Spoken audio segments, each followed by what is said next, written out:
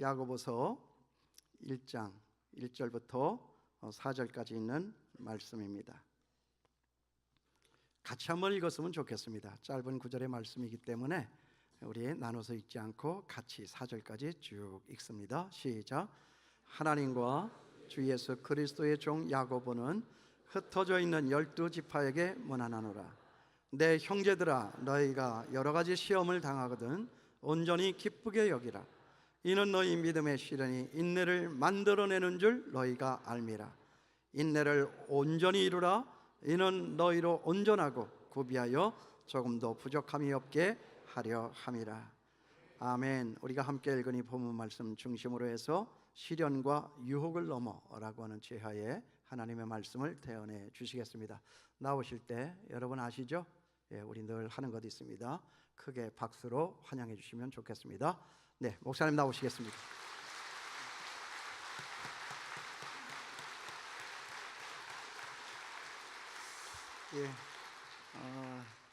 제가 우리 존경하는 우리 돈남 목사님, 제가 설교 이제 부흥의 부탁을 받고 제가 이거 갈 수 있는 교회가 아닌데 제가 참 주제 넘게 가는 게 아닌가 그런 생각도 했습니다. 그런데 또 이제 하나님께서 불러주실 때 또 뜻이 있다고 생각을 하고 제가 말씀을 좀 나누려고 합니다. 제가 이제 오늘 그 설교를 할 때 이제 야고보서 요번에 그 5번, 6번 우리가 야고보서 말씀을 좀 나누게 됩니다. 그래서 제가 오늘 먼저 제 이야기를 조금 드리고 이제 아마 이 이야기가 이제 야고보서를 제가 왜 설교를 하고 또 기대하는 게 뭔가 하는 거를 우리 성도님들이 조금 이해하실 수 있을 것 같아서 먼저 좀 제 말씀을 좀 드리려고 합니다. 저는 이제 모태신앙입니다. 그리고 우리 아버님 장로님이셨고 또 우리 할아버지, 우리 할머니, 또 우리 어머님 이제 권사님이셨습니다. 저는 이제 모태신앙으로 자랐고 또 교회에서 이제 모든 요직을 두루 섬려버렸습니다. 그래서 초등학교, 중학교, 고등학교 다 회장을 했고 그 다음에 이제 성경 고사 대회나 이런 데 나가면 저도 이제 대구 지역을 쓸었던 사람 중에 이제 하나였습니다. 그러니까 저는 이제 참 그 교회에서 모범생이었습니다. 열심히 했습니다. 그런데 이제 제가 대학을 이제 들어가게 됐는데 지금 소개에 나와 있던 것처럼 저는 이제 저희 교회에서는 처음 제가 또 회장을 하면서 처음 제가 이제 서울대를 들어갔고 또 그때 이제 제가 졸업했던 이제 물리학과가 이제 굉장히 센 그런 과였습니다. 제 과에 그 당시 이제 전국 1등, 2등이 다 들어와 있었습니다. 그래서 제가 이제 우리 그 물리학과 이제 공부를 좀 하는데 저는 이제 83학번입니다. 그래서 그 말 그대로 이제 80년대 학번 가장 그 좀 뭐라고 할까 그 험한 시절을 살았던 대학 시절을 보냈던 저는 이제 대학을 오면 그래도 참 낭만도 있고 또 제가 하고 싶은 공부도 이제 좀 마음껏 할 수 있지 않을까 생각을 했는데 이제 대학 오니까 매일 데모를 하고 매일 가면은 이렇게 피 흘리면서 끌려가는 모습들만 보고 그리고 이제 저도 이제 어떤 이런 서클 이런 활동들을 통해서 공부를 좀 해보니까 제가 이렇게 그 존경했던 분들은 뭔가 참 문제가 있다. 이승만 대통령이나 또 저는 대구 지역이니까 특별히 박정희 대통령 이런 분들 참 존경을 했었는데 근데 이제 공부를 해보니까 참 이렇게 뭔가 문제가 있다 이런 어떤 참 그 내용들을 확인하기도 하고 또 저는 이제 물리학과였으니까 이렇게 꿈이 뭐냐 그러면 이제 예를 들면 아인슈타인처럼 돼가지고 이제 노벨 이런 물리학상 이런 거 있잖아요. 이런 거 받아서 소감을 물으면 하나님께 영광을 돌립니다. 이 한마디 하면 저는 바로 휴거 되는 줄 알았습니다.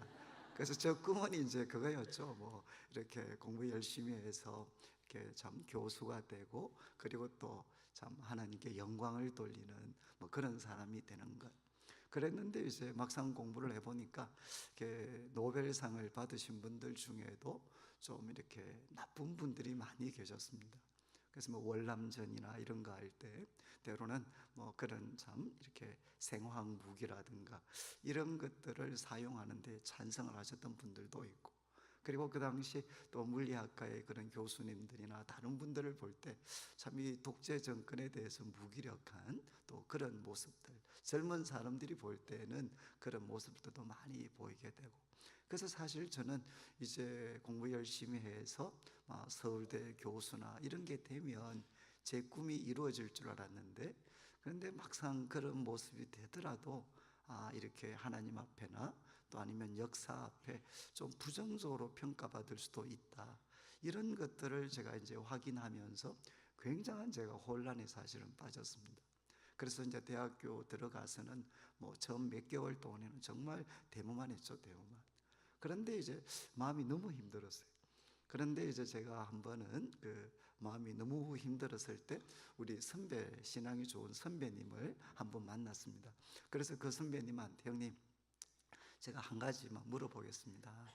그러면서 이제 질문한 게 뭔가 하면, 뭐 우리 시대의 고전적인 질문인데, 예수님을 믿는 사람이 데모를 해야 됩니까, 말아야 됩니까? 제가 이제 그렇게 질문을 하니까 그 선배가 이제 저한테 이제 이렇게 말을 했습니다. 너 혹시 말고를 아느냐? 이렇게 질문을 하셨어요. 성도님들, 말고를 아시나요? 아니면 말고가 아니고, 여러분, 말고는 누구죠? 예, 그는 성경 퀴즈니까. 예, 예수님께 귀 잘린 사람 아닙니까? 그 베드로에게 귀 잘린 사람 아닙니까? 이해하시겠죠? 예수님 이제 잡으러 왔었는데, 그때 베드로가 한 칼, 이렇게 칼을 뽑아가지고 이제 종의 귀를 쳤습니다. 그런데 이제 귀 잘렸던 사람 이름이 바로 말고입니다, 말고.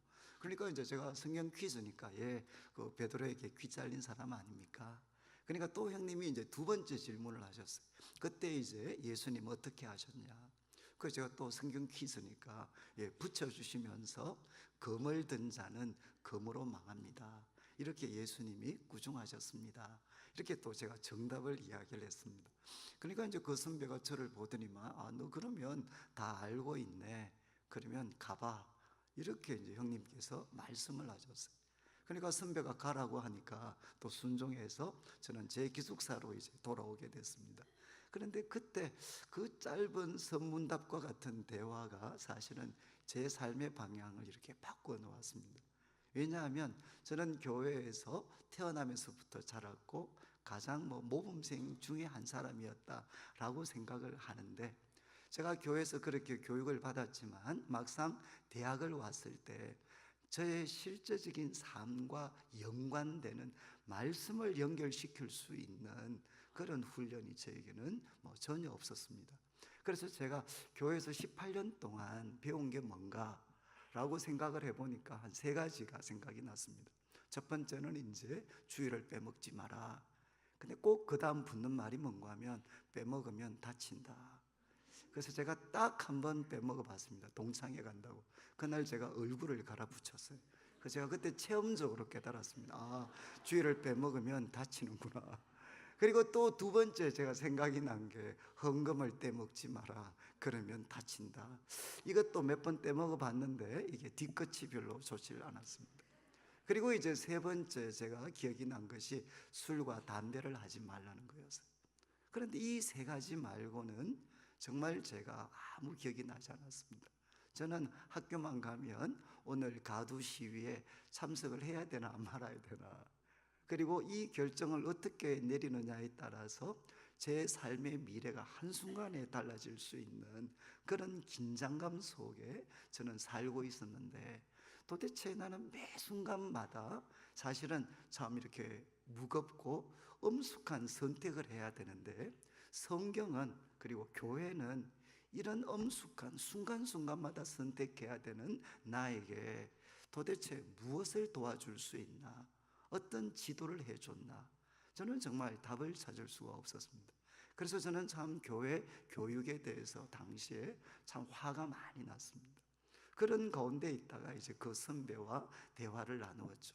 그래서 이 짧은 대화, 야, 정말 말고를 하느냐? 예, 귀 잘린 사람 아닙니까? 그리고 또 이제 어떻게 했냐? 예수님 붙여주시면서 검을 든 자는 검으로 망한다 말씀하셨습니다. 그러면 됐네, 가봐. 제가 그때 기숙사로 올라가면서 마음이 너무 홀가분했어요. 왜냐하면 지금 내가 그 당시에 뭐 소위 독재 정권이라고 할 수 있는 사람들을 향해 제가 돌을 들고 있었는데, 만약에 돌을 들고 있는 저를 보고 우리 예수님께서 뭐라고 말씀하실까? 물론 그 후에 제가 신학을 공부하면서 조금 다른 해석도 있을 수 있다는 걸 알았지만, 그러나 이제 그 당시 뭐 대학생으로서는 참 이 말씀에 비춰 보니까 예수님이 꼭 돌을 들고 있는 저한테 이렇게 말씀하시는 것 같았어요. 야, 내려놔. 돌을 든 자는 돌로 망하는 거야. 꼭 예수님께서 그렇게 말씀하시는 것 같았어요. 그리고 이제 저한테 더 큰 놀라움, 감격은 뭐였는가 하면, 야, 성경 속에 내가 고민하고 있는 이 모든 문제에 대한 답변이 있을 수가 있겠구나. 내가 지금 참 성경 속에서 하나님이 주신 답을 모르는 것은 성경에 없어서가 아니라 내가 몰랐기 때문일 수도 있다 라는 그 가능성을 저는 그때 처음 가질 수가 있게 됐습니다. 그래서 제가 그날 이제 기숙사에 돌아가서 제가 이제 성경 펴놓고 하나님께 그런 뭐 기도를 드렸죠. 하나님, 저 철저히 세뇌당하겠습니다. 하나님 말씀이 진리라면 제가 철저히 세뇌당할 테니까 하나님 제 인생을 한번 책임져 주십시오. 그리고 나서 저는 이제 좀 막 과하게 표현하면 막 미친 듯이 제가 정말 성경을 공부를 했습니다. 그런데 이제 제 전공이 물리학이잖아요, 물리학. 그래도 우리나라에서 가장 머리 좋은 애들이 모여 있는 곳인데, 여러분 제 같은 시골에서 그래도 뭐 1, 2등 하는 1등 했는 사람이 뭐 전국에서 뭐 이렇게 탑인 애들과 경쟁이 안 되잖아요. 그런데 정말 이렇게 밤잠 안 자고 공부해도 잘 안 될 텐데, 저는 이제 매일 성경만 봤으니까 제가 이제 전공과 문제가 많이 생겼습니다.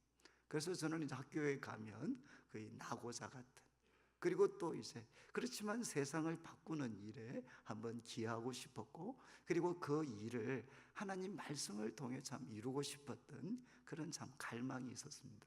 그래서 저는 이제 내수동교회 대학부, 여기 지금 이제 저기 세종문화회관 뒤쪽에 가면 우리 80년대까지 그래도 우리 한국 대학생 운동에 그래도 좀 중심적인 역할을 했던, 제가 이제 내수동교회 대학부에 있으면서 저는 참 이렇게 말씀을 열심히 공부했습니다.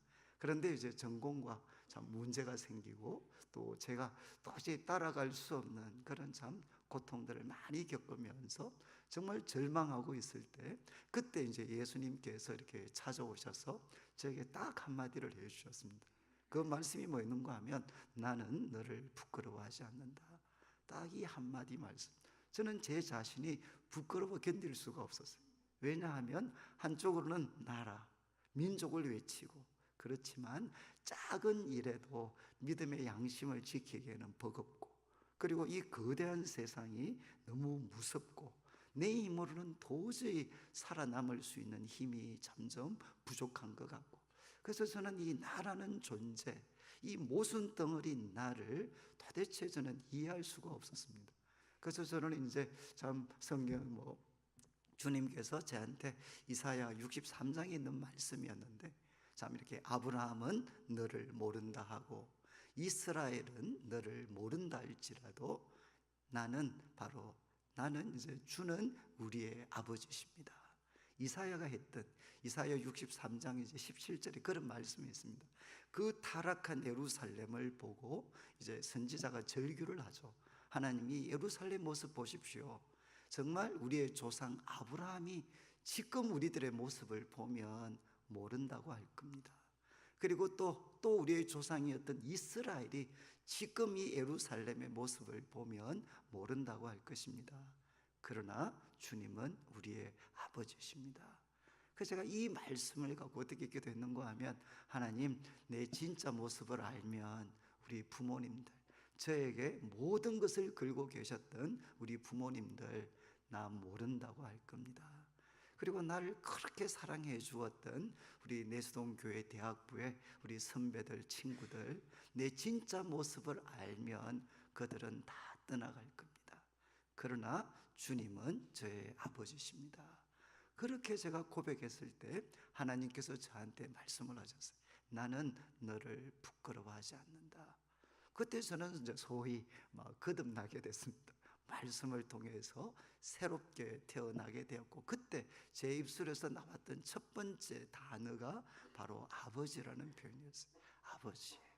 그렇게 말씀을 알아가고 그리고 기도하면서 하나님을 만나고 싶었는데, 언제나 멀리만 계셨던 그 하나님께서 이제는 저의 아버지가 이렇게 되어 주셨습니다.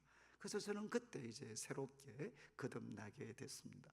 그리고 이제 내수동교회 대학부를 참 제가 열심히 섬기면서 제 가장 큰 고민은 결국 그거였습니다. 어떻게 하면 우리 성도들이 하나님 말씀을 가지고 이 시대의 참된 대안으로서 살아갈 수 있을까? 이것이 이제 저한테는 가장 큰 그런 고민이었습니다. 그래서 저는 이제 참 원래 전공이 물리학이었는데, 그때 우리 내수동교회 대학부는 이제 선배들이 이렇게 출신들이 이어서 대학부 전도사를 맡아서 했습니다. 그래서 제 앞에 우리 내수동교회 대학부 전도사님을 하셨던 분이 지금 남서울교회 담임하고 계시는 화종구 목사님이셨어요. 근데 이제 화 목사님이 갑자기 군대를 가시게 됐습니다. 이 상황이 좀 생기셔가지고 갑자기 군대를 가시게 됐는데, 하루는 저를 부르더니만, 야, 아무래도 내가 너를 위해서 좀 기도를 하는데 기도원에 한번 갔다 와라. 그래서 졸업식을 제가 이제 대학교 졸업을 불과 한 달 정도 앞두고, 2달 앞두고 이제 화 목사님이 저한테 그렇게 하셔서, 제가 그때 뭐 여러 가지 뭐 과학은 카이스트나 이런 데 준비를 하고 있었는데 저를 부르더니만, 요즘 내가 네 기도가 나오는데 좀 이제 기도 좀 하고 와라. 그래서 기도하고 제가 왔습니다. 근데 뭐 기도하는데 뭐 알겠습니까? 전도사님 시키는 대로 하겠습니다. 이런 마음을 갖고 왔는데 저보고 이제 신학교 가라 그랬어요. 제가 너무 화가 났던 게, 2년 전에 신학교 가기로 제가 그렇게 하나님 앞에 막 뜨겁게 서약하고 막 했을 때, 그때 화 목사님이 저보고 그런 헌신은 가짜라고, 그러면서 너는 공부나 열심히 해라, 그러면서 신학교를 못 가게 했는데, 그런데 2년 만에 또 달라지고 신학교를 그때 졸업을 한 달 놔두고, 그래서 제가, 아니 형님 제가 왜 가야 됩니까? 그러니까 그때 하셨던 말씀이, 내가 군대 가야 된다. 내가 군대 가야 되니까 아무래도 지금 애들 중에는 신학 하는 애들이 없으니까 네가 아무래도 신학교 지금 빨리 시험 쳐서 대학부를 좀 맡아야 되겠다. 그래서 제가 이제 정말 한 달 공부를 해서 이제 신학교를 제가 들어가서, 저는 목사가 되려고 신학한 게 아닙니다. 제가 내수동교회 후배들 좀 잘 섬겨 보려고, 뭐 이제 뭐 없었으니까, 그래서 제가 대학부를 맡아서 3년 정도 동안 사역을 했습니다. 근데 대학부 그렇게 제가 참 사역을 시작을 하고 3년을 섬겼지만, 저는 이제 대학부를 속되게 표현하면 말아먹은 사람입니다. 제가 이제 200명이었던 대학부를 제가 3년 하고 나니까 120명 남았습니다. 그리고 더 비참했던 것은, 제가 이제 딴 데 가고 나서 석 달 만에 다시 200명이 됐습니다. 그래서 이제 이거는 정말 내가 이렇게 말아먹은 게 맞구나. 그러면서 저는 이제 그 내수동교회 대학부를 참 그만두고 제가 난지도를 갔습니다. 혹시 여러분 아시죠? 지금 상암동 축구 경기장에 들어서 있는 곳이, 우리 이제 90년대 중반까지 2000년대 초까지 90년대 중반까지 여기가 서울의 쓰레기 매립지였습니다. 제가 1983년도에 한번 겨울에 난지도를 한번 방문을 했는데, 저도 가난하게 살았기 때문에 가난에 대해서 익숙한 사람인데, 제가 그때 내 눈에 비쳤던 그 난지도의 모습은 제가 잊을 수가 없었습니다. 그래서 항상 이제 마음의 부채감을 가지고 있다가, 제가 이제 내수동교회 대학부 전도사를 마치고 이제 우리 후배들이 거기에 이제 난지도의 반석교회라는 그 교회가 있었습니다. 그래서 거기에 이제 우리 후배들이 교사로 가 있었기 때문에, 제가 이렇게 그래도 우리 후배들이 가 있는데 내가 그게 좀 도움이 됐으면 좋겠다. 그래서 이제 난지도를 가서 소위 빈민사역을 한 3년 반 정도 했습니다. 근데 참 뭐 이렇게 고생은 했습니다. 그런데 아마 제 삶에서 가장 귀했던 순간, 그리고 하나님께서 가장 많은 은혜를 저에게 베풀어 주셨던 그런 시간이었습니다. 그래서 이제 그때 저는 이제 IBF라든가 이런 데에서 사회 참여와 고민을 했던 많은 청년들을 제가 섬길 수 있는 기회를 그곳에서 제가 가졌습니다. 그러다가 이제 난지도가 이제 철거가 되기 시작을 했고, 그래서 저도 이제 거기에 우리 목사님과 같이 있기에는 철거가 되어서 성도들이 자꾸 빠져나가니까 제가 이제 먼저 아무래도 나가야 되겠다 목사님이 말씀하셔서, 제가 이제 난지도의 교회를 이제 94년도 말에 마무리를 하고 어디로 가야 되나. 제가 참 과거 청년들한테 제일 많이 설교했던 게 하향적인 삶이었습니다.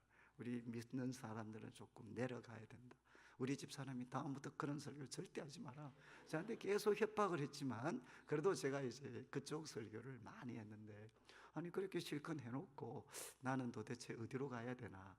그런데 그때 이제 제 마음에 항상 부담이, 저는 이 대구가 고향입니다. 그래서 이 대구에 대한 부담이 너무 많았습니다. 왜냐하면 저는 참 이렇게 저는 서울에 와서 비로소 예수님을 만나고 말씀을 통해 제 삶이 새로워졌는데, 근데 저하고는 비교도 할 수 없을 정도로 믿음이 뜨거웠던 우리 친구들, 후배들, 선배들이 있었습니다. 근데 고향 교회를 가면 다 떨어져 나갔습니다. 정말 우리 그 믿음이 좋았던 우리 참 선배, 후배, 친구들이 다 교회를 떠났습니다. 저는 그 가운데 뺀질이었는데 저는 오히려 예수님 잘 믿게 됐고, 이 친구들은 다 떠났습니다. 결국 이제 이유는 뭐냐? 저는 붙들어주는 선배가 있었습니다. 저를 끝까지 지켜줬던 선배들이 있었기 때문에 저는 참 주님을 만나고 말씀에 내 자신을 드리는 삶을 살았는데, 우리 후배들에게는 그들을 끝까지 책임져 주는 교회와 그리고 선배들이 없었던 것 같아요. 그래서 제가 이제 그런 마음에 부담이 너무 많아가지고, 그래서 제가 이제 한번 대구 내려가서 우리 후배들한테 내가 큰 도움은 못 주더라도 내가 선배들에게 받았던 그 사랑을 우리 후배들에게 나누어 주어서 이들이 주님을 만날 때까지 내가 이 아이들에게 좀 울타리가 되어 줬으면 좋겠다라고 생각을 해서 이제 95년도에 대구에 갔습니다. 그리고 이제 지금까지 저희 내일교회는 이제 그러니까 카리스마틱한 그런 교회, 뭐 그런 교회입니다. 그리고 대구에서 40년 상간에 이제 개척해서 제일 많이 성장한 교회 중에 하나입니다. 그런데 우리 앞에 계셨던 목사님이 33년 사역하시고 제가 두 번째 목사입니다. 저는 15년 동안 부교육자로 있었습니다. 유학 기간까지 포함을 하면. 그래서 제가 이제 담임 목사가 됐습니다. 나중에 제가 한번 좀 내용을 설명드리면서 말씀을 드리겠는데, 저는 이제 소망이 바로 그겁니다. 대구라는, 어떻게 보면 요즘 뭐 대구에 대한 별명 중에 하나가 뭐죠? 아주 뭐 이렇게 정말 대구 이미지가 부정적이죠. 골통들의 도시. 그런데 이제 저는 참 이 대구 지역에서 그래도 하나님 말씀을 통해 사람들에게 희망을 줄 수 있고 놀라움을 줄 수 있는 그런 교회를 제가 한번 세웠으면 좋겠다라는 바람으로 지금도 제가 이제 교회를 섬기고 있습니다. 그런데 저는 이제 지금까지 제가 이런 말씀을 좀 장황하게 드렸던 것은, 제가 어떻게 그리스도인으로서 이 세상 속을 살아가야 되나, 그리고 우리 성도님들 역시도 이 세상 속에서 살아가고 있는데 어떻게 그리스도인답게 살아갈 수 있고 또 주님의 몸된 교회를 세울 수가 있는가, 제게는 뭐 가장 오래된 고민입니다.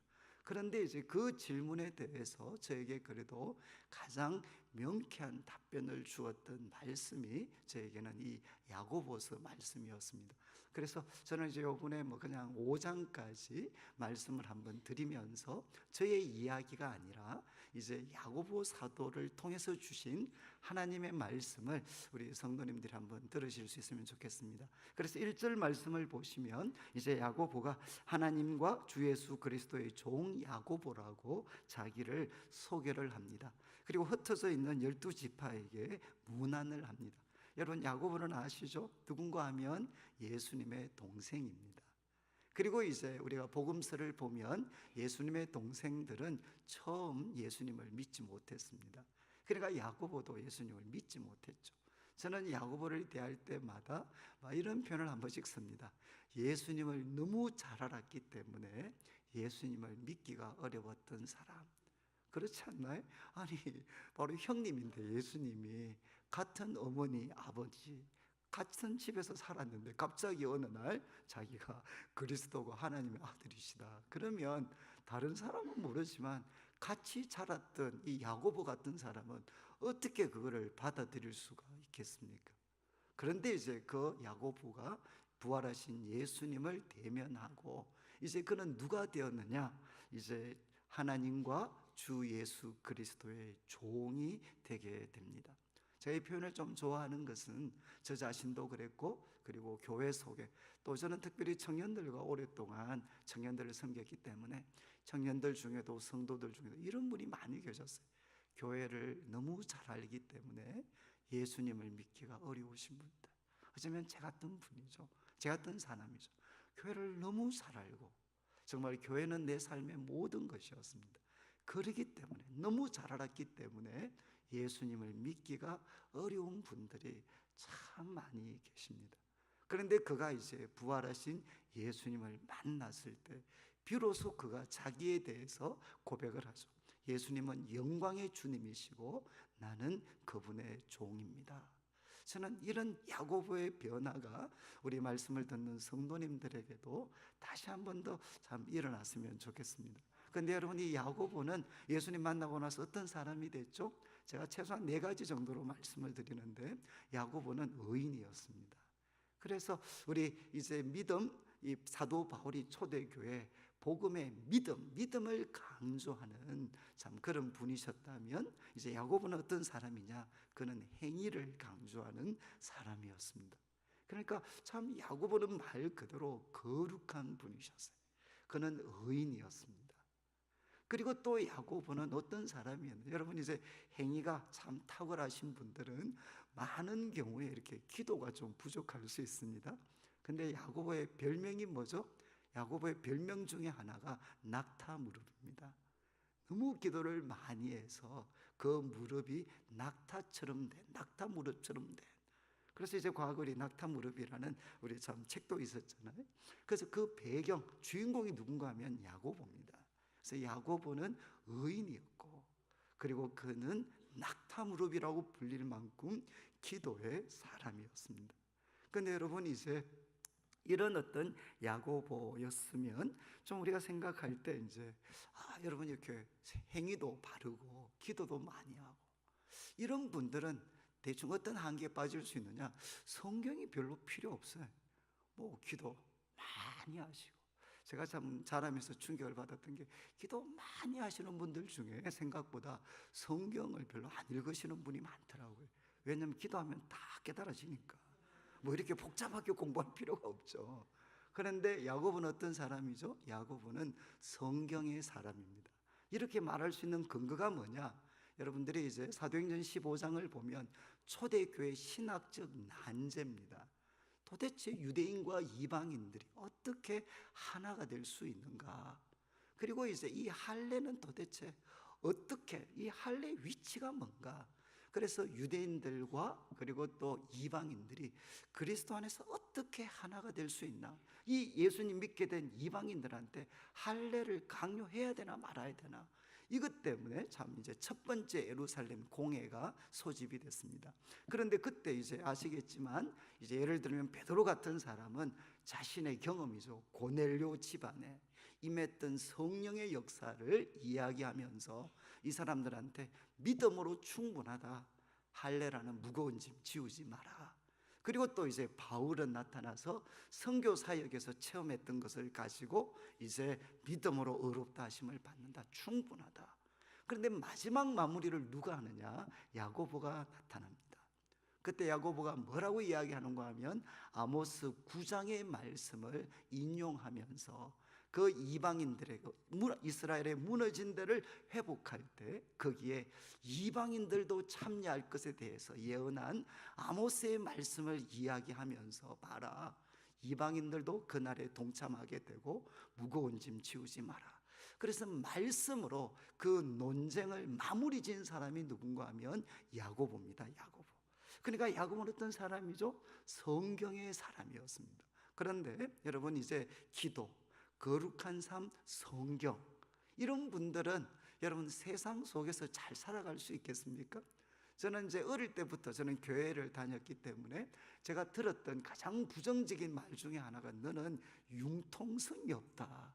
이런 말씀을 많이 들었어요. 그럼 저는 지금도 융통성이라는 말의 뜻이 뭔지를 모르겠어요. 하여간 저는 어릴 때부터 너는 융통성이 없다는 말을 많이 들었습니다. 여러분, 기도, 그리고 말씀, 그리고 거룩한 삶, 이런 야고보가 융통성이 있었겠습니까?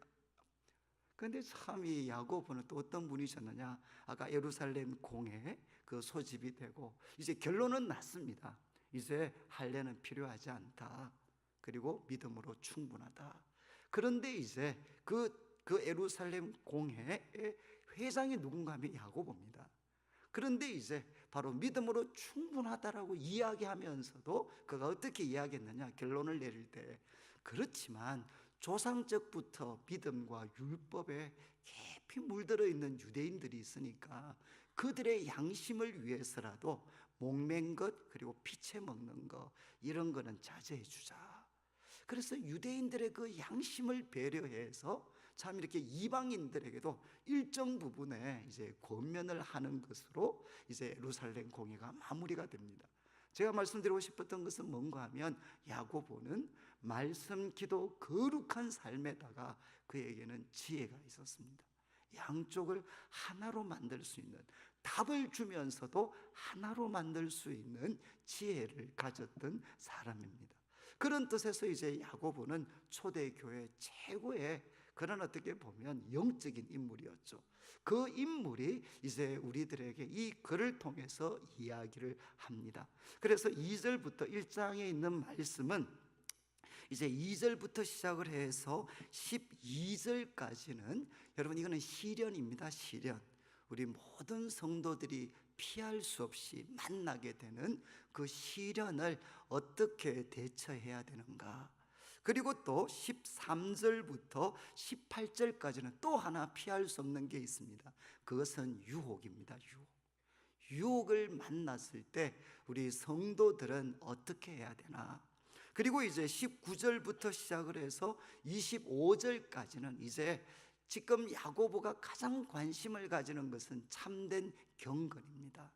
도대체 참된 경건이 무엇인가? 그래서 참된 경건을 확인하고, 그리고 그것을 붙잡으면서 살아갈 수 있는 우리 신앙적인 태도에 대해서 이제 야고보 사도가 권면을 하고, 마지막 1장 26절 27절을 통해서는 결론, 야고보서 전체의 주제가 되는 말씀입니다. 참된 경건은 무엇인가, 그리고 헛된 경건은 무엇인가 하는 것으로 1장이 마무리가 됩니다. 자, 그러면 이제 1장 2절부터 야고보가 이렇게 이야기하죠. 내 형제들아, 너희가 여러 가지 시험을 당하거든, 여러 가지 시련을 당하거든, 뭐라고 했습니까? 온전히 기쁘게 여겨라. 여러분, 이게 같이 갈 수 있나요? 여러 가지 시련을 만났을 때 어떻게 해야 되죠? 여러분, 한 번씩 우리도, 저희 교회도 성도님들이 갑작스럽게 암이라든가 이런 선고를 받으시면 사람들이 어떤 반응을 보입니까? 첫 번째는 부인을 하죠. 아니, 이거는 내가 잘못 들은 거야. 내같이 건강한 사람이 어떻게 암이 걸릴 수가 있어? 부인합니다. 그 다음 현실로 받아들여야 되면 그 다음 뭡니까? 그 다음에는 분노합니다. 분노. 어떻게 나한테 이런 일이 있을 수 있습니까? 그리고 분노하죠. 그리고 또 우리는 어떻게 합니까? 참 그에 대해서 인정하지 않고 또 분노하고, 그러면서 이제 마지막으로는 포기합니다. 보통 사람들이 그런 반응을 보이죠. 그런데 이제 야고보 사도는 여러 가지 시험을 만날 때 첫 번째는 그 온전히 기쁘게 여겨라. 참 재밌는 말씀이죠. 기뻐하라, 이렇게 이야기 안 했어요. 여러 가지 시험 만났는데 기뻐하면 그 사람은 소위 미친 사람이죠. 그런데 기쁘게 여겨라, 이거는 의지적인 행동입니다. 여러 가지 시험을 만나거든 기쁘게 여겨라. 그래서 제가 우리 교인분들은, 우리 성도님들을 훈련시키는 거는 이제 이걸 어떻게 하면 할 수 있을까? 여러 가지 시험을 만나면 이제 이렇게 하셔야 됩니다. 이빨을 깨물으시고, 딱 이빨 깨물으시고 이렇게 외치는 겁니다. 아, 기쁘다. 아시겠어요? 전혀 기쁘지 않지만 이빨 깨물고, 의지적인 행동이에요. 이빨 깨물고 전혀 안 기쁘지만 아, 기쁘다. 그런데 이유를 설명을 합니다. 이제 3절 말씀에 이는 왜냐하면 너희 믿음의 시련이, 이거는 뭔가 하면 너희들의 믿음을 테스팅해서 점검같이 만들어주는 거니까, 너희 믿음의 시련이 뭘 만들어낸다고 했습니까? 인내를 만들어내는 줄 알미라. 뭐 마음이 뜨거우신가요? 아니면 에이, 뭐 믿음의 시련이 대단한 거 만들어내는 줄 알았는데 인내를 만들어낸다. 인내를. 그러니까 기쁘게 여겨라. 그리고 또 4절에 인내를 온전히 이루라. 다른 말로 하면 끝까지 참으라는 거죠. 끝까지 참아라. 이유는 너희로 온전하고 구비하여, 우리들의 인격이 온전하고 또 하나님을 위해 쓰임 받는데 필요한 모든 것들을 잘 구비해서 조금도 부족함이 없게 하려 합니다. 여러분, 이제 우리 성경에 나오는 하나님이 쓰셨던 위대한 인물들이 있습니다. 그분들의 공통점이 무엇이죠? 그분들은 다 인내했던 분입니다. 그래서 우리 아브라함도 인내했던 분이십니다.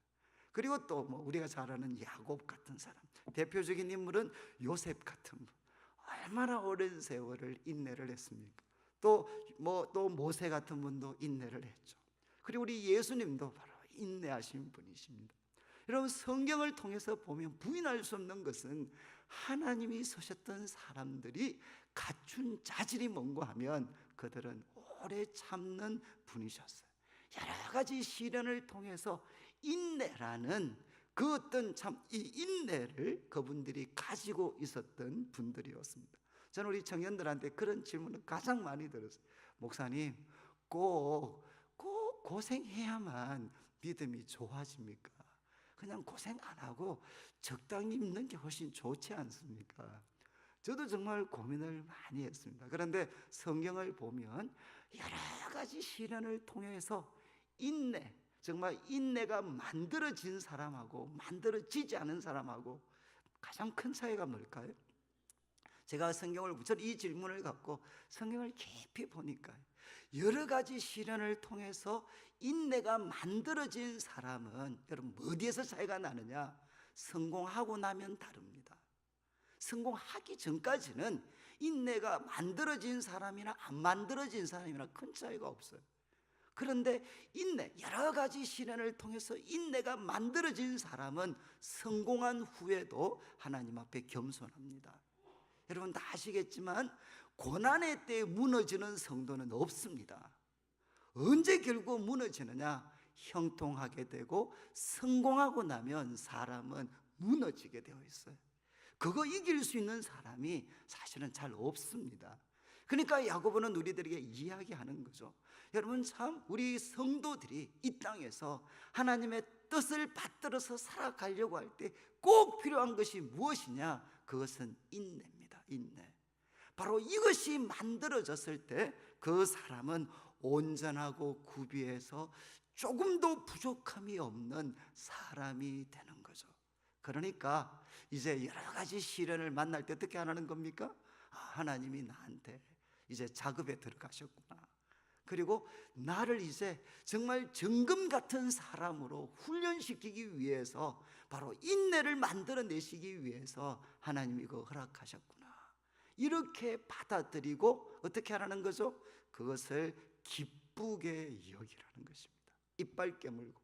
저도 이제 우리 교회가 참 지금은 제가 이렇게 멀쩡하게 설교를 하지만 저희 교회도 정말 어려움이 많았습니다. 제가 담임 목사가 되고 우리 목사님께서 저 때문에 60세에 은퇴하셨어요. 60세. 저한테 담임 목사 자리를 물려주기 위해서. 아마 한국에 그런 경우가 없을 겁니다. 그런데도 저희들이 어려움이 많았습니다. 5년 동안 정말 참 이건 뭐 누가 아껴서가 아니라 리더십이 한번 교체되면 참 교회가 피할 수 없는 갈등과 어려움이 너무너무 많았어요. 그래서 5년 동안 참 고생을 했습니다. 그리고 이제 우리 원로 목사님께서 이제 본인이 이제 개척을 하셔서 우리가 이렇게 이제 다시 새롭게 시작을 하셨어요.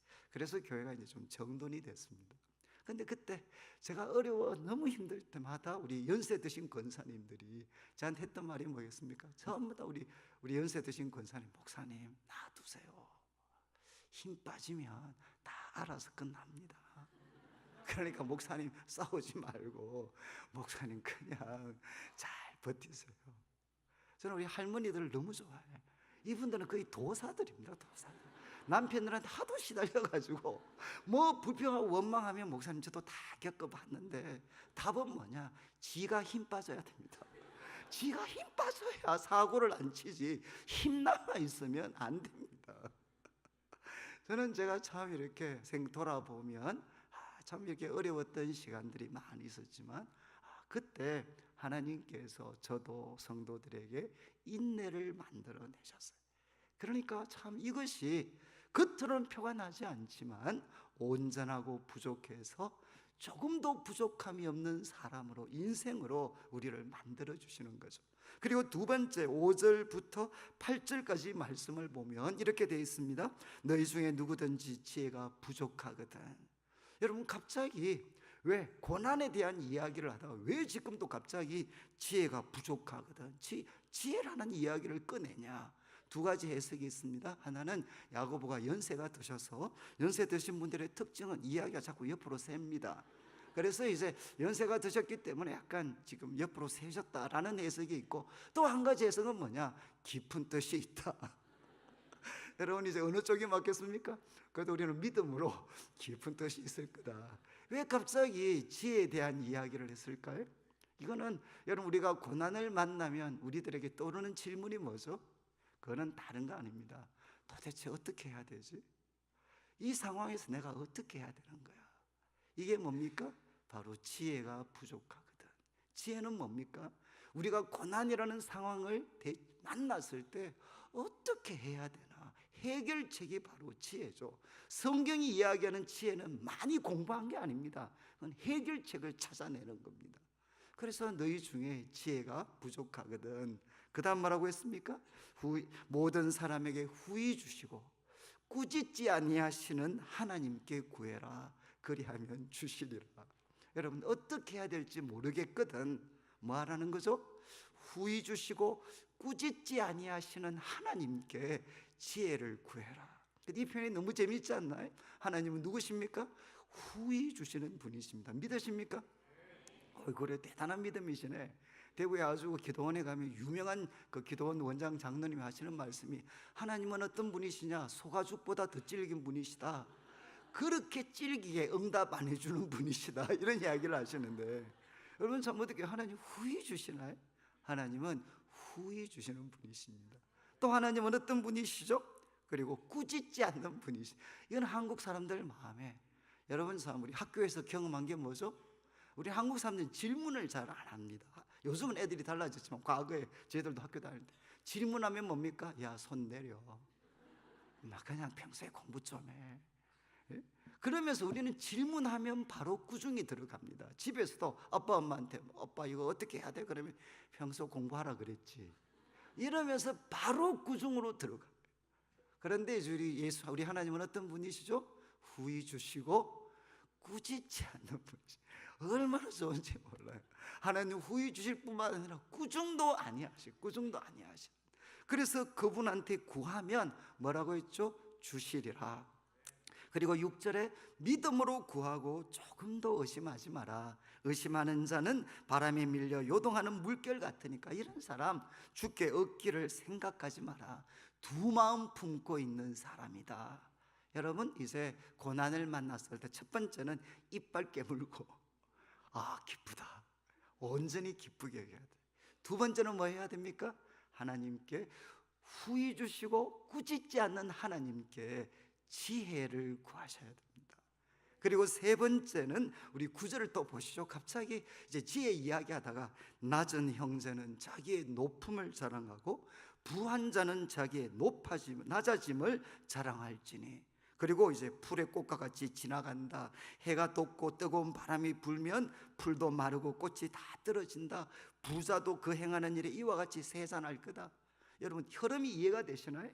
성경은 이 흐름을 잘 이해를 하셔야 돼요. 여러분 갑자기 이제 고난당하면 이빨 깨물고 기쁘게 여기라. 그리고 두 번째는 지혜를 구해라. 여기까지는 이해가 됐어요. 근데 갑자기 또 낮은 형제는 높음을 자랑하고 부한 자는 낮아짐을 자랑하고. 이게 고난과 연관성이 있나요? 또 이제 우리가 결단을 해야 됩니다. 지금 이제 왜 이런 말씀하셨나? 연세가 드셔서 이제는 확실하게 옆으로 세셨다, 이런 해석이 가능하고, 또 하나는 심오한 뜻이 있다. 여러분, 만약에 심오한 뜻이 있으면 어떤 뜻이 있을까요? 저도 참 이 야고보서 묵상하면서 똑같은 질문을 했어요. 그러니까 그때 제가 참 깊이 깨달아진 게 뭐죠?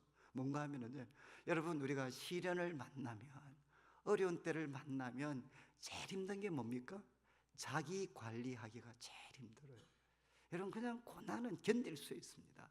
그런데 자기가 그렇게 초라할 수가 없어요. 저도 이제 과거에 고등학교 때까지는 저도 뭐 공부에 관해서는 누구한테도 꿀려본 적이 없었는데, 대학 가서 그냥 참 밑바닥에 떨어져 보니까 나라는 존재가 그렇게 비참하더라고요. 내 가치를 느낄 수가 없더라고요. 아마 우리 남자분들도 사업하시다가 한 번씩 실패하시면 뭐죠? 받겠기 힘든 게 아닙니다. 내가 나를 감당할 수가 없어요. 이런 형편에 떨어진 나를 감당을 못하죠. 그러니까 이제 야고보 사도가 이야기합니다. 고난당해서 낮은 형제들은 뭐 해야 되십니까? 자기의 높음을 자랑해라. 멋있지 않나요? 우리가 시련의 때 내 자신이 너무 초라하고 보잘것없는 자로 느껴질 때, 그때 자기의 높음을 자랑해라. 우리가 얼마나 높습니까? 우리는 하나님의 자녀들입니다. 그 하나님의 자녀인데, 우리는 비록 겉으로는 지금 낮은 자지만 난 누군가 하면 하나님의 자녀고, 내 속에는 누가 계십니까? 하나님의 거룩한 영 성령님이 계시고, 그리고 나를 위해서 예수님은 자기 생명을 버리셨습니다. 나는 그만큼 귀중하고 소중한 사람이죠. 나에게는 무한한 미래가 열려져 있습니다. 그러니까 어떻게 하죠? 자기의 높음을 자랑하는 것입니다. 반대로 지금 부한 자는 뭘 자랑해야 됩니까? 자기의 낮아짐을 자랑해라. 왜 그렇습니까? 뒤에서 설명하는 것처럼 지금 우리가 붙잡고 의지하는 부라는 것은 사실은 일장 춘몽에 불과하다는 거죠. 그냥 한순간 사라지면, 벌 때는, 얻을 때는 그렇게 힘들었지만 사라질 때는 한순간입니다. 그러니까 부한 자는 내가 가지고 있는 이 부라는 게 얼마나 유한하고 일시적인 것인가, 위태로운 것인가, 그거 알고, 또 우리는 누구죠? 우리는 아무리 부자랄지라도 나는 죄인입니다. 내 마음은 만물보다 더 부패한 것이 나의 마음입니다. 내가 내달릴 수 있었던 것은 부가 나를 나대게 한 것이 아니라 바로 그리스도의 은혜가 나를 나대게 했습니다. 그래서 여러분, 교회는 어떤 공동체죠? 낮은 자는 자기의 높아짐을 자랑하고, 그리고 부한 자는 자기의 낮아짐을 자랑하는 공동체입니다. 여러분, 세상에 이런 공동체가 있으면 얼마나 사람들이 쉴 수가 있겠습니까? 그런데 교회마저도 이제는 어떻게 되느냐? 부한 자는 자기의 높음을 자랑하고, 그리고 낮은 자는 자기의 그 낮아짐을 초라하게 생각하면서 견딜 수 없어 하는 이런 모습들이 바로 교회 속에서 나타나는 거죠. 저는 제가 난지도에 있고 또 대학생들을 데리고 시골에 농촌에 참 농활 같은 활동을 많이 다녔어요.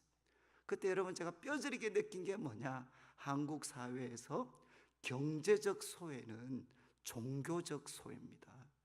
다시 아주 쉽게 말씀드리면, 돈 없으면 좋은 목사님도 못 만나요. 제가 뼈저리게 느꼈던, 여러분, 만약에 우리가 정말 성경적인 교회라면 가장 어둡고 가장 힘든 곳에 누가 있어야 되겠습니까? 가장 위대한 목사님들이 그곳에 계셔야 되죠. 이건 그냥 우리가 이상이지만 논리는 그렇지 않나요? 정말 가장 힘들고 밑바닥에 가장 탁월한 영적 지도자들이 있어야 되잖아요. 그러나 지금 우리 한국 사회는 가장 탁월한 지도자는 다 어디에 있습니까? 그냥 이제 천당 밑에 분당이나 이런 동네에 다 계시는 거죠. 저는 제가 말씀드린 게 뭔가 하면, 그러니까 여러분, 제가 우리 남자분들한테 교회 나오러 건면을 많이 했어요. 그러니까 그 남자분들이 하나같이 하시는 말씀이 뭐냐? 목사님, 돈 벌어서 갈게요. 돈 벌어서. 아니 일찍 오시지. 그러면 그분들이 하시는 말씀이 목사님 교회 돈 없이 가면 비참합니다. 제가 참 많이 들었고 저도 태어나고 자라면서 몸으로 부딪혔던 경험했던 여러분 교회는 거꾸로가 됐죠. 부자는 자기의 부함을 자랑하고 낮은 자는 자기의 낮아짐 때문에 한없이 초라해지는. 그러나 여러분 야고보가 이야기합니다. 우리가 시련을 헤쳐나가려면 무엇을 지켜야 되느냐? 자화상입니다. 나의 낮은 자들은 내가 하나님 안에서 예수님 안에서 얼마나 귀하고 높은 존재인가 이것을 자랑하고, 그리고 여러분 부한 자는 예수님만 붙잡고 내가 죄인인 거 깊이 고백하면서 하나님 앞에 사람 앞에 겸손한 공동체가 바로 교회라는 것입니다. 그리고 이제 마지막 12절을 보시면 시험을 참는 자가 복이 있습니다. 이는 시련을 견디어 낸 자가 주께서 자기를 사랑하는 자들에게 약속하신 생명의 면류관을 얻을 것이기 때문이다. 여기에 이제 시험을 참는 자가 복이 있습니다. 그런데 우리 NIV나 이런 그 영어 번역들을 보면 이런 표현들도 있습니다. 정말 이제 하나님으로부터 인정되어졌을 때 approved. 야, 너 이제 됐어. approved. 하나님으로부터 성인되어졌을 때 그때 약속하신 생명의 면류관을 얻을 것이다. 그래서 저는 제가 개인적으로 그런 이야기를 합니다. 언제까지 참아야 되나? 하나님으로부터 면허증, 라이센스가 나올 때까지 너는 인내라는 그걸 통과한 테스팅을 통과했다. 이 라이센스 나올 때까지 참아라. 제가 이런 말씀을 제가 많이 합니다. 왜냐하면 제가 운전면허를 4번 만에 땄거든요. 4번 만에. 제가 이제 대구에 내려갔을 때 저는 대학생들을 지도했으니까 운전할 필요가 없었는데 제가 대구에 내려가니까 어른들 신방을 해야 돼서 운전을 하라 그랬어요. 차는 나와 있는데 제가 1년 동안 차를 비워두고 1년 만에 제가 자동차 면허를 땄습니다. 그때 우리 교구 식구들이 다른 기도 제목 중에 하나가 제가 빨리 면허 딸 수 있도록, 그래서 제가 이렇게 그분들의 기도에 후원을 힘입어서 제가 정말 이렇게 과거에 이게 그 코스 시험 있잖아요. STZ 이런 거 있잖아요. 제가 그 3번 다 떨어졌어요. 제가 시험 칠 때마다 주와 같이 길 가는 것 기쁜 일 아닌가? 온갖 찬송 부르면서 하나님, 바로 제 뒤에 우리 교구 식구들이 기도하고 있습니다. 하나님 도와주십시오. 그러니까 그래도 다 떨어졌어요. 그러니까 저는 이제 저는 신방을 가야 되면 우리 여전도사님이 제일 힘들어하셨어요. 남들은 다 이제 자가용 몰고 목사님은 부목사님은 운전하고 우리 전도사님들은 사모님처럼 뒤에 딱 폼 잡고 가는데 저와 파트너였던 여전도사님 매일 걸어 다니셔야 돼. 그리고 이제 멀리 가면 버스, 그때 자석버스 이렇게 조사해가지고 자석버스 타고. 그러니까 저는 이제 그때 이해가 안 됐던 게, 제가 이제 대구니까 대구시 외에 작은 도시들이 있잖아요. 성주, 참외 같은 거 나오는데 성주라든가 이런 데 신방 가는데 우리 부목사들이 아무 부담 없이 막 가더라고. 저는 성주 신방 가려고 그러면 시외 버스 타고 이래야 돼. 저한테는 불가능해 보이는데 얘들은 그냥 순식간에 가요. 그런데 저도 마침내 이제 4번째 제가 면허증이 딱 나왔어요. 그리고 한 2개월 정도 구르고 나니까 저보고 목사님 힘드시겠지만 성주 와주십시오. 갑니다. 20분 쫙. 제가 면허증이 딱 나오는 순간 제 삶의 지평이 달라졌어요. 제가 그때 느낀 게 있어요. 라이센스의 위력이 이렇게 무섭고, 라이센스 하나 있으니까 면허증 하나 가지고 나서부터는 제 삶의 질이, 제 활동 반경이 완전히 달라졌어요. 여러분 이런 각도에서 성경을 한번 읽어보시면 요셉, 다윗 이런 분들 보시죠. 언제부터 하나님이 서셨나요? 결국 면허증 나오고 나서부터 하나님으로부터 그래 이 정도면 됐어. 특별히 요셉 같은 사람 얼마나 고생했습니까? 제가 참 요셉은 우리 작은 애가, 저도 유학 5년 갔을 때 영어 이름을 지어야 되니까 우리 작은 애 이름이 요셉으로 지었어요.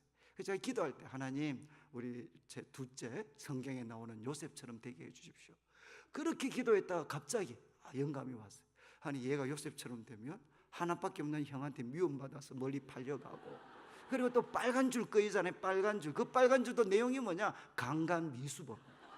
이게 그냥 또 이렇게 사람을 건드린 게 아니잖아요. 이게 소위 청와대 뭐 거의 경호실장 마누라를 건드린 정말 강강 미수범입니다. 그러니까 우리 둘째가 형한테 미움받아서 노예로 팔려가고 또 거기서 열심히 살다가 강간 미수범 되고 13년 동안 오랜 시간 동안 특별 감옥에 갇혀 있고 그때 갑자기 하나님 저 취소 좀 하면 제가 취소하겠습니다. 우리의 둘째 요셉처럼 안 돼도 괜찮으니까 하나밖에 없는 형하고 사이좋게 지내고 빨간 줄 안 끄게 해주십시오. 여러분 참 이 요셉 같은 사람 파란만장하잖아요. 언제부터 달라지죠? 소위 라이센스를 받고 나서부터 하나님이 보셨을 때 됐다. 그때부터 정말 요셉의 삶 그리고 모세의 삶, 다윗의 삶은 완전히 달라집니다. 마찬가지죠. 우리가 언제까지 참아야 됩니까? 우리 하나님으로부터 됐다, 라이센스가 나올 때까지 참으셔야 돼요. 그러면 어떻게 되느냐? 우리에게 생명의 멸류관을 주님이 주십니다. 그래서 네 가지는 외우셔야 돼요. 제가 이제 네 가지. 첫 번째는 이빨 깨물고 시련을 만나면 기쁘게 여기십시오. 두 번째는 뭡니까? 지혜를 구하십시오. 세 번째는 뭐죠? 자기 자아상입니다. 낮은 자는 높음을 자랑하셔야 돼요. 그리고 네 번째는 하나님으로부터 라이센스가 나올 때까지 우리가 참으셔야 됩니다. 그리고 이제 13절부터는 이제 시험이죠. 시험. 이거는 tempted, 이제 유혹받을 때. 사실은 이 어떤 고난보다도 더 파괴적이고 치명적인 것은 유혹입니다. 유혹. 그래서 이제 또 우리들에게 유혹은 반드시 옵니다. 그런데 그 유혹을 받을 때 첫 번째 야고보는 이렇게 이야기합니다. 내가 하나님께 시험을 받는다 하지 말지니 하나님은 악에게 시험을 받지도 않고 친히 아무도 시험하지 않으신다. 오직 각 사람이 시험을 받는 것은 자기 욕심에 끌려 미혹됩니다. 욕심이 잉태한 적 죄를 낳고 죄가 장성한 적 사망을 낳느니라. 여러분 시험을 받을 때, 유혹을 받을 때 뭐 하면 안 된다는 거죠? 첫 번째 뭐 하라는 겁니까? 이거 하나님이 주셨다. 이 시험 하나님이 주셨다. 이렇게 이야기하지 말라는 겁니다. 여러분 유혹을 받는데 어느 사람이 하나님이 나를 유혹하셨다 이런 말할 사람이 있습니까? 없죠. 그런데 성경에는 있다니까요. 성경에 누가 이 말을 했습니까? 하나님이 나를 시험하셨습니다. 누가 이야기했죠? 바로 아담이 이야기를 했어요. 너 왜 선악과 따먹었냐? 그랬을 때 아담 했던 이야기가 뭡니까? 하나님이 주신 여자 그가 나한테 줘서 내가 먹었습니다. 난 안 먹으려고 그랬는데 생각이 전혀 없었는데 하나님이 주신 저 여자 내가 언제 달라고 그랬습니까?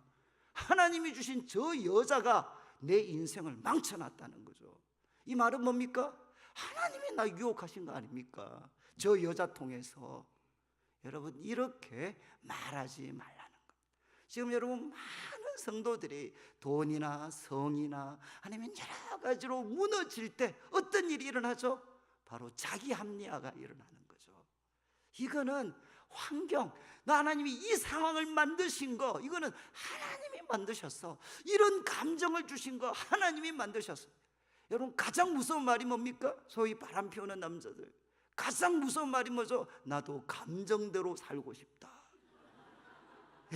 이거 방탕이 뭡니까? 방탕? 성경에서 방탕이 뭐죠? 통제를 거부하는 겁니다. 통제하는 것을 포기하는 것.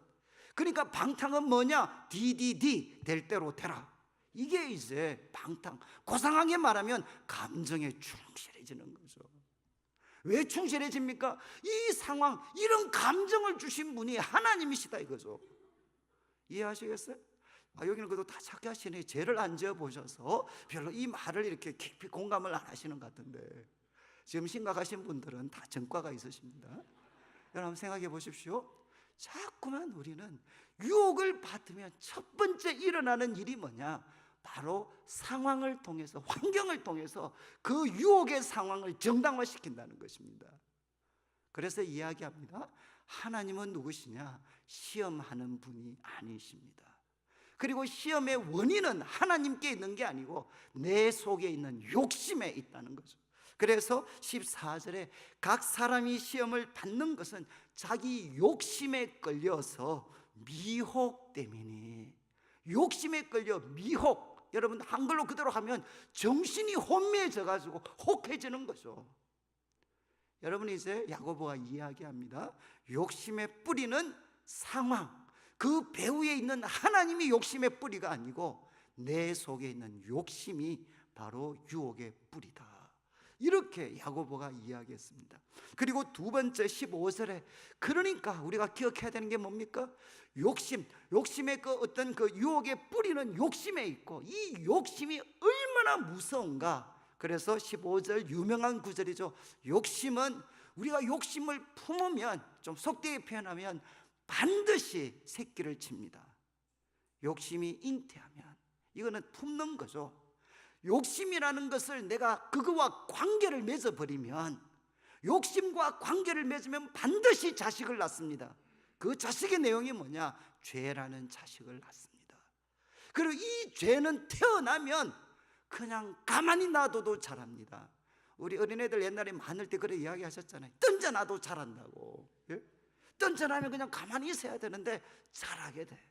죄도 똑같다는 거죠. 던져놓기만 해도 이거는 계속해서 자라서 마침내 어떻게 됩니까? 사망을 낳습니다. 그래서 얼마나 욕심이 파괴적인가 하는 것을 기억하라는 겁니다. 그리고 이어지는 16절, 내 사랑하는 형제들아 속지 마라. 속지 마라. 이 말이 정말 무섭죠.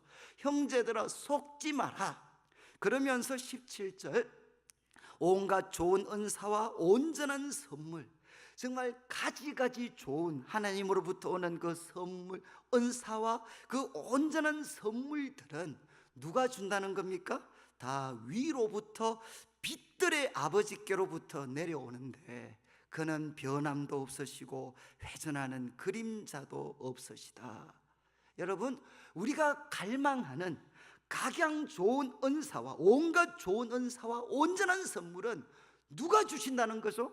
빛들의 아버지, 빛들의 아버지신 하나님이 주시는 것이지, 뭘 거부합니까? 유혹을 통해서, 유혹에 넘어지는 걸 통해서 얻을 수 있는 게 아니라는 겁니다. 근데 자꾸 우리가 뭘 속는다는 거죠? 하나님이 준비하신 온갖 좋은 은사와 온전한 선물은 내 욕심을 통해서, 그리고 유혹에 굴복하는 걸 통해서 내 것이 될 수 있다고 생각하는 것, 그게 바로 속는 것입니다. 여러분, 이제 야고보 사도는 세 번째 이야기합니다. 각양 온갖 좋은 은사와 온전한 선물은 욕심으로 쟁취할 수 있는 게 아니라 하나님이 주십니다. 그런데 그 하나님은 어떤 분이시냐? 그분은 변함도 없으시고 회전하는 그림자도 없습니다. 이거는 우리 한국 사회를 보면 아시잖아요. 한국 과거에 한 정권일 때 정말 세상을 주름잡던 분들이, 여러분, 한 정권이 한 번만 바뀌면 완전히 바뀌잖아요. 그게 왜 그렇습니까? 그들은 영원하지 않습니다. 변함이 있습니다. 그리고 그들은 회전하는 그림자가 있습니다. 그런데 우리 하나님은 어떤 분이시냐? 변함이 없는 분이십니다. 여러분, 각양 좋은 은사와 온전한 선물은 여러분 욕심을 통해서 얻을 수 있는 게 아니고 빛들의 아버지, 위로부터 빛들의 아버지 하나님이 주시는 겁니다.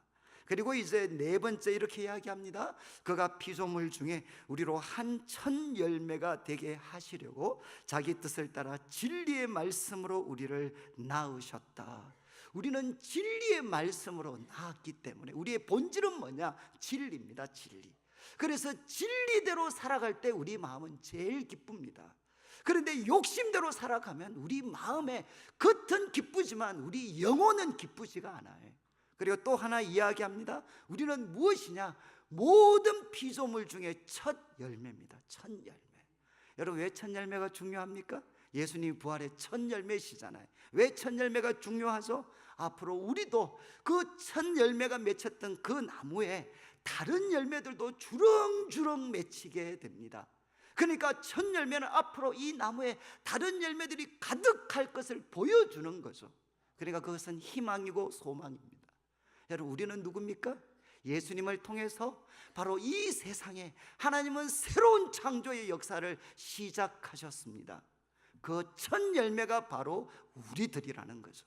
그래서 욕심에 지배되어서 살기에는 우리가 너무나도 귀중한 존재입니다. 그래서 이제 야고보 사도는 유혹에 대해서 4가지를 말씀을 드렸습니다. 여러분, 유혹이 올 때 첫 번째 이 말씀은 외우셔야 돼요. 첫 번째 뭡니까? 유혹의 뿌리는 하나님이 아니고 내 속에 있는 욕심입니다. 그리고 두 번째, 여러분, 욕심에 굴복하는 것은 내 인생을 망치는 것입니다. 욕심은 품으면 죄를 낳고 죄는 반드시 자라서 우리가 죽을 때까지 우리를 괴롭힙니다. 그리고 세 번째는 무엇입니까? 속지 마십시오.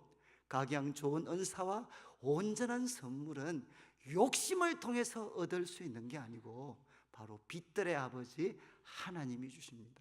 그리고 우리는 누굽니까?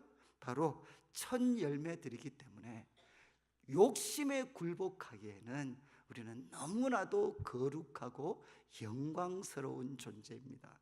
그리고 이제 마지막 19절부터는 제가 좀 간략하게 말씀드리겠는데, 내 사랑하는 형제들아, 너희가 알지니 사람마다 뭐라고 했습니까?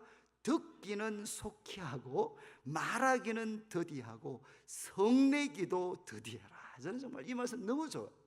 사랑하는 형제들아, 첫 번째 우리가 해야 되는 것, 이제 우리가 참된 경건을 확인하고 그것을 계속해서 유지해 가려면 첫 번째는 뭐냐? 뭘 천천히 할 것과 빨리 할 것을 구별할 줄 알아야 된다는 겁니다. 그래서 빨리 해야 될 것은 무엇이냐? 듣는 것은 속히 해라. 여러분, 대상은 하나님의 말씀일 수도 있고 다른 사람의 이야기를 들을 때는 속히 해라. 속도죠, 속도. 그렇지만 이제 말하는 것과 성내는 것은 뭐라고 했습니까? 말하지 말아도 아니고 성내지 말아도 아닙니다. 뭐라고 했습니까? 성내는 것을 더디해라. 속도입니다. 여러분 한번 해보시겠어요? 성내는 것, 우리가 성내면 애들 보고 어떻게 합니까? 야! 막 이렇게 하잖아요, 애들 보고. 그러면 이제 이거를 천천히 하셔야 돼요. 성내는 것을 더디해라. 어떻게 하시면 되겠어요? 이거를 슬로우 비디오로 하시면 돼. 야가 아니라 이야. 이 지금 야고보가 이야기하는 거 속도 문제입니다. 특별히 우리 뭐 당회 같은 거 하실 때 열받으면 이렇게 하지 말고 이야, 아니면 목사님, 장로님, 그리고 우리 애들이 있으면 얘들아. 천천히 하라. 말하는 것 천천히 해라. 그리고 성내는 것도 천천히 해라. 이유가 뭐죠? 20절, 사람의 성내는 것이 하나님의 의를 이루지 못함이라. 여러분, 왜 사람들이 성을 냅니까? 분노합니까? 하나님의 의를 이루기 위해서입니다. 저는 어릴 때부터 교회에서 자랐기 때문에 교회 뭐 재직회나 이런 거 하면 뒤에서 다 훔쳐봤어요. 그때 언제 교회가 싸우기 시작하나 공식이 있습니다. 이렇게 무슨 이야기가 한 점잖은 분이 일어나셔서 내가 웬만하면 참으려고 했는데 이제 이 말을 하면 우리는 알아요. 아, 이제 싸움이 시작됐구나. 여러분, 왜 우리가 싸우죠? 왜 우리가 분노하죠? 그것은 하나님의 의를 이루기 위해서입니다. 그런데 성경은 뭐라고 합니까? 야고보는 사람의 성내는 것이 하나님의 의를 이루지 못합니다. 그러면 또 청년들이 이야기합니다. 목사님, 예수님 보십시오. 거룩한 분노 뒤집었지 않습니까? 그러면 제가 계단한테 답변하는 게, 넌 예수님이 아니야. 예수님은 뒤집어도 되는데 넌 뒤집으면 안 돼. 너는 거룩하지 않아. 그럼 꼭 기억하십시오. 사람의 성내는 것이, 제가 참 이 사실 야고보서를 난지도에서 묵상을 했거든요. 난지도에 아침에 일어나면 뭐 아침 일찍 6시 되면 다 우리 교회 성도님들이 다 출근하셔가지고 밤 10시가 돼야 들어오는데 신방 갈 데가 있습니까? 뭐가 있습니까? 그럼 아침에 일어나면 그냥 가방 사서 이제 가까운 연대 가서 말씀 한 구절 읽고 그 구절에 대해서 제가 고민하고 대화하고. 사실 제가 그래서 이 야고보서를 깨달았거든요. 그때 여러분, 사람의 성내는 것이 하나님의 의를 이루지 못한다. 저는 이 말씀이 말 그대로 충격 그 자체. 저는 왜 분노하고 있었나? 이 분노의 힘, 여러분, 바로 이 좌파의 힘이 뭐죠? 그것은 분노를 극대화시키는 것입니다. 이해하시겠어요? 다 아시죠? 좌파는 뭐냐? 분노의 힘을 극대화시켜서 이거를 바로 파워로 삼는 게, 좀 제가 좀 너무 편협되게 말씀드릴 수도 있지만 좌파가 가지고 있는 힘입니다. 그런데 성경은 이야기합니다. 성내는 것이 하나님의 의를 이루지 못합니다. 그러면서 21절을 보시죠. 그러니까 너희는 모든 더러운 것 넘치는 악을 내버리고 너희 영혼을 능히 구원할 바 마음에 심어진 말씀을 온유함으로 받아라. 여러분, 지금 갑자기 야고보 사도가 이야기합니다. 사람의 성내는 게 하나님의 의를 이루지 못한다. 그러니까 결론이 뭔고 하면 모든 더러운 것 넘치는 악을 내어버려라. 여러분, 누구한테 주는 말씀이죠? 누구한테 주는 말씀입니까? 지금 분노하고 있는 사람이잖아요. 아니, 지금 어떻게 교회가 이럴 수가 있어? 어떻게 세상이 이럴 수가 있어? 그래서 지금 분노하고 있는 사람을 향해서 야고보가 이야기합니다. 모든 더러운 것과 넘치는 악을 내버려라. 여러분, 지금 이 말씀에 적용되는 대상이 분노의 대상인가요? 아니면 분노하게 만드는 사람들이 대상입니까? 문맥 속에서 보면 분노하고 있는 사람이죠. 지금 이 세상의 교회 모순 때문에 치를 떨고 있는 사람을 향해서 야고보는 이야기합니다.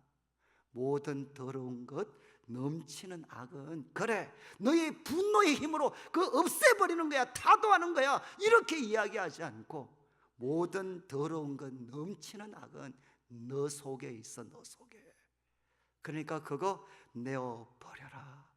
저는 제가 이 야고보서에서 가장 충격받은 말씀이었어요. 하나님의 의를 이루지 못한다. 왜?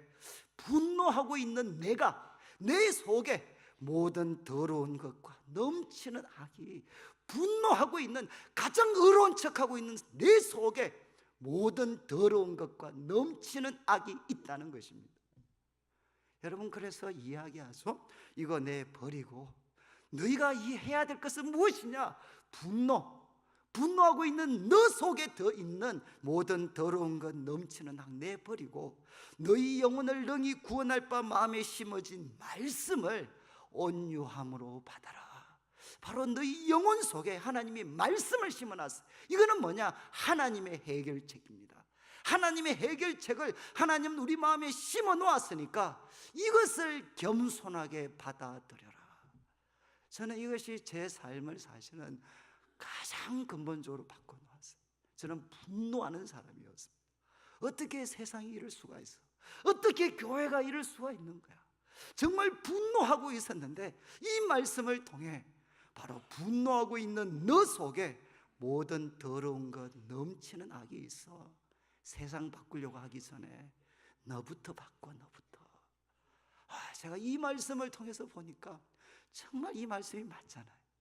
분노에 포장해서 나의 더러운 것 넘치는 악 감추고 있잖아요. 그러면서 이제 내가 먼저 할 일은 세상을 바꾸기 전에 내 자신 속에 있는 더러운 것 넘치는 악 내버리고 하나님이 주신 해결책이 있습니다. 그 해결책을, 마음에 심겨진 그 구원의 말씀을 내가 겸손함으로 받아들여야 되는구나. 여러분, 분노할 때 우리가 해야 될 일이 뭐죠? 바로 하나님이 우리 영혼에 심어 놓으신 그 구원의 말씀, 그 해결책을 내가 들을 수 있고 받을 때까지 하나님 앞에 머물러 있어야 됩니다.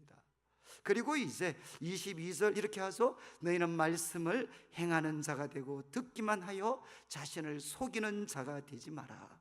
이제 주제가 말씀을 속히 듣고 분노를 내려놓고 우리 영혼에 심어 놓으신 하나님의 해결책, 구원의 말씀을 겸손하게 받아들이고, 세 번째는 뭡니까? 듣기만 하지 말고 행하는 자가 되라.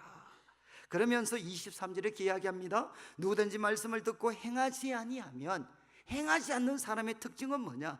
거울로 자기 생긴 얼굴을 보는 사람과 같다. 여러분, 혹시 아침에, 우리 여기 계신 분들 아침에 거울 다 보고 오셨잖아요, 교회 올 때. 그때 아침에 거울 보고 오셨는데 지금도 그 거울에 비친 자기 모습에 감동을 받아서 가슴이 뭉클한 분이 계시나요? 어떠세요? 거울에 비친 그 모습을 보고 온 하루가 너무 행복하고 기쁘고, 이런 사람들은 약간 또라이 성향이 있는 그런 분들이시죠. 여러분, 지금 거울은 보고 우리가 바로잡을 거 바로잡고, 시간이 5분이든 뭐 여자분들 같으면 조금 더 가겠지만 그냥 자기 정돈하고 나오면 되는 겁니다. 거울 보면 잊어버리는 거죠. 나오면. 그런 식으로 말씀을 대하지 말라는 겁니다. 그렇지만 이제 25절을 보십시오. 25절, 자유롭게 하는 온전한 율법을 뭐라고 했습니까?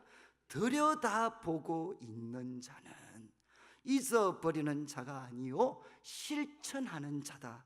이 사람은 그 행하는 일에 복을 받을 것이다. 여러분, 왜 우리가 하나님의 말씀을 듣지만 행하지 못하는가? 원인이 어디 있다는 겁니까? 말씀을 대하는 태도에 있다는 겁니다. 말씀을 대할 때 거울 쳐다보는 것처럼 말씀을 듣고 대하면 잊어버리니까 그 사람은 절대로 행동에 옮길 수가 없다는 거죠. 그렇지만 말씀을 대할 때 들여다보면 마치 보물 찾는 것처럼, 제가 과거에 옛날에, 요즘은 그런 분이 없지만 옛날에 우리 할머니들 장독대 같은 거 있을 때 한 번씩 가면 우리 할머니가 키도 작으신 분이 장독대 막 이렇게 막 머리를 넣으시고 막 발만 이렇게 보이는 막 그러게 계세요. 그래, 할머니 왜 그러십니까? 그러면 이제 할머니가 이야기하죠. 야, 내가 반지를 잃어버려가지고 지금 그 속에 들어가 있다는 게 들어가 있어요. 그러니까 우리 할머님은 어떻게 하십니까? 들여다보고 계시죠. 제가 이거는 뭐 생생한 기억이 있는 게, 제가 이제 서울에서 내성교회 섬길 때 대학생들이 13평 아파트에서 같이 자취를 했습니다. 8명이 자취를 했는데 항상 생활비가 모자라잖아요. 그래서 이제 생활비가 모자라면 조금 여유가 되는 애한테, 야, 엄마한테 이야기해서 돈 좀 보내라고 해라. 먼저 좀 보내라고 해라. 근데 엄마가 보내주겠다 그랬어요. 근데 우리는 돈을 기다리고 있었는데 그냥 선물 포장된 게 하나 왔어요. 그냥 이렇게 포장된 박스, 이제 그게 벌써 뭐 한 30년 가까이 됐으니까 정말 이렇게 포장된 그런 종이 박스에 옷 하나 넣고 왔는데 돈이 없어요. 돈이. 우리는 돈을 기다리고 있었는데 이제 옷 박스만 왔어요. 그래서 우리는 이제 그냥 옷 꺼내고 그 휴지통에 버렸는데, 혹시 옛날 13평 아파트 아시나요? 옛날 오래된 아파트, 화장실 그 쓰레기통이 어떻습니까? 위에서 떨어뜨리면 밑바닥으로 떨어지잖아요. 옛날 아파트죠. 옛날 아파트. 우리 아파트가 바로 그랬거든요. 위에서 6층에서 떨어뜨리면 바로 1층에 이제 모이는 쓰레기 거기가 있어요. 이미 우리는 버렸어요. 그래, 엄마한테 야, 확인해 봐라 그러니까 엄마한테 전화를 했는데 돈을 보냈다는 거예요. 아니 옷밖에 없는데. 근데 이 어머님이 그 종이 그 상자 밑에다가 테이프 붙여가지고 혹시라도 어떻게 될까 싶어서 그렇게 해서 돈을 보냈어요. 그걸 우리가 알았습니까 지금? 그래서 이미 봉투는 어떻게 됐습니까? 쓰레기통에 들어갔어요. 우리가 어떻게 했을까요? 지파. 그래서 랜턴 들고 그 쓰레기통을 샅샅이 어떻게 했습니까? 들여다봤어요. 어떻게 했을까요? 돈을 찾았어요. 그리고 그날 우리가 고생했기 때문에 삼겹살 구워 먹고 끝내버렸어요. 여러분, 제가 그때 뼈저리게 느낀 게 뭘까요? 제가 그때 우리가 다 이거 돈 찾고 삼겹살 구워 먹으면서 했던 이야기가, 이렇게 말씀을 들여다봤으면 그러면 내 삶에 문제가 있을 때마다 하나님 말씀에는 반드시 답이 있습니다. 이 확신 속에 정말 그 잃어버린 돈 찾는 마음으로 온통 쓰레기통 다 뒤졌잖아요. 그런 열심으로 하나님 말씀 들여다봤으면, 거기에서 하나님의 뜻을 발견했으면 그 순종 안 하겠습니까? 순종할 수밖에 없죠. 그런데 말씀을 들을 때마다 우리는 거울 쳐다보는 것처럼 너무 우아하게 듣는 거죠. 날 잡아봐라 이런 식으로 거울에 비친 내 얼굴을 보고 묵상하고 감동하고, 그렇지만 일었으면 잊어버리는. 그래서 저도 우리 교회 분들이 저한테 목사님 말씀 은혜가 되는데 문 열고 나가면 아무 생각이 나지 않습니다. 뭐 항상 저한테 이제 그런 말씀을 자주 하죠. 여러분, 지금 이야기합니다. 말씀을 우리가 듣고 어떻게 해야 되죠? 행하는 자가 되려면 말씀을 들여다봐야 돼요.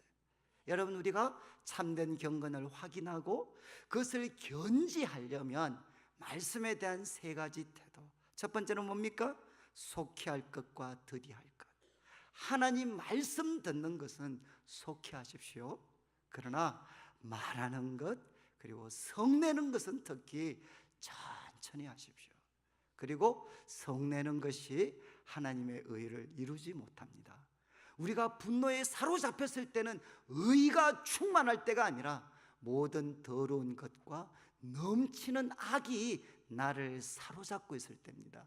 그래서 이거 하나님 앞에 내려놓고, 하나님은 우리 영혼 속에 그 문제에 대한 구원의 말씀, 해결책을 우리 마음에 담아 두셨어요. 우리 영혼에 새겨놨습니다. 하나님이 주신 해결책을 우리가 겸손하게 구하고 받아들이고, 세 번째는 뭐죠? 말씀을 들여다보셔야 됩니다. 저는 우리 성도님들이 말씀을 대할 때마다 정말 감추어진 보물 찾는 것처럼 들여다보면 그 사람은 행하는 자가 되고, 그 다음 말씀이 뭐죠? 행하는 자가 되면 25절 마지막, 이 사람은 그 행하는 일에 복을 받으리라. 누가 복을 받습니까? 하나님 말씀 들여다보아서 하나님 말씀을 행동에 옮기는 사람은 복이 있습니다. 그래서 26절, 27절은 이제 앞으로 우리가 전개될 내용입니다. 먼저 누구든지 스스로 경건하다 생각하며 자기 혀를 제갈 물리지 아니하고 자기 마음을 속이면 이 사람의 경건은 헛것입니다. 27절, 하나님 아버지 앞에서 정결하고 더러움이 없는 경건, 참된 경건이죠. 참된 경건은 적극적으로 고아와 과부를 그 환난 중에 돌아보는 것입니다. 그리고 자기를 지켜 새 속에 물들지 않는 것입니다. 이 두 말씀을 가지고 우리 그리스도인들이 항상 견지해야 될 가들리네스죠. 경건은 뭡니까? 주님을 닮아가는 것. 주님을 바르게 섬기는 것은 결국 네 가지라는 거죠. 먼저 부정적으로 표현된, 이제는 자기 혀를 제갈 물리지 않으면 그는 헛된 경건이다. 적극적으로 바꾸면 자기 혀를 제갈 먹이는 것입니다. 그리고 또 27절에 참된 경건은 무엇이냐? 고아와 과부를 그 환난 중에 돌아보는 것입니다. 이 내용이 2장의 내용입니다. 3장은 자기 혀를 제갈 먹이는 것, 물리는 것, 그리고 27절 마지막 자기를 지켜 새 속에 물들지 않는 것, 이것은 4장의 내용입니다. 그래서 여러분, 우리가 좀 야고보서를 통해 우리 성도님들이 다시 한번 참된 경건을 말씀을 통해 확인하고 자신의 삶으로 붙드실 수 있으면 좋겠습니다. 오늘 말씀, 처음에 제가 말씀드렸죠. 이제 시험, 시련 어떻게 해야 됩니까? 시련이 오면 네 가지. 뭐라고 했습니까? 이빨 깨물고 기쁘게 여기고, 그리고 또 뭡니까? 지혜를 구하고, 세 번째 뭐죠? 세 번째 뭡니까? 자상입니다. 네 번째, 라이센스가 나올 때까지 그냥 참으셔야 돼. 그리고 이제 우리가 유혹이 오면 어떻게 해야 되죠? 자꾸 여러분 하나님께 떠넘기지 마십시오. 유혹의 뿌리는 욕심에 있습니다. 그리고 이게 얼마나 파괴적인가 하는 거 기억하시고 속으시면 안 돼. 정말 온갖 좋은 은사와 온전한 선물은 하나님이 주시지 욕심으로 쟁취하는 거 아닙니다. 그리고 우리는 욕심에 굴복하기에는 너무 귀한 존재입니다. 그리고 말씀 듣는 것 속히 하시고, 성내는 것은 천천히 하셔야 돼요. 천천히. 그리고 이제 우리가 분노를 내려놓고 우리 영혼에 심어 놓으신 하나님의 해결책 겸손히 받아들이고, 말씀을 감추어진 보물, 잃어버린 보물 찾는 것처럼 들여다보셔서 하나님이 이 시대에 찾으시는 참된 경건의 사람으로 세워지시기를 주님의 이름으로 축원합니다.